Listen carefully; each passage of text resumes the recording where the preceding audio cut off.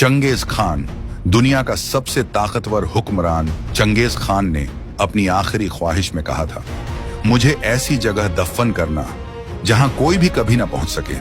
उसकी मौत के बाद दो फौजें तैयार की गईं। एक फौज जनाजा लेकर जंगल के अंदर गई और दूसरी बाहर खड़ी रही।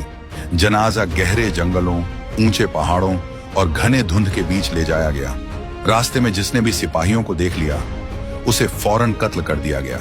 आखिरकार जंगल के बीच एक गहरी कब्र खोदी गई। वहां चंगेज खान का सोने और नक्शों से सजा हुआ ताबूत दफन किया गया। फिर लगभग 1000 घोड़ों को उस मकबरे पर दौड़ाया गया ताकि हर निशानी मिट्टी में दब जाए। जब फौज वापस लौटी तो बाहर खड़ी दूसरी फौज ने उन्हें भी कत्ल कर दिया और इस तरह चंगेज खान की कब्र हमेशा के लिए एक राज बन गई। आज तक कोई नहीं जानता कि वह कहां दफन है। अगर आपको यह कहानी पसंद आई हो तो लाइक और सब्सक्राइब जरूर करें।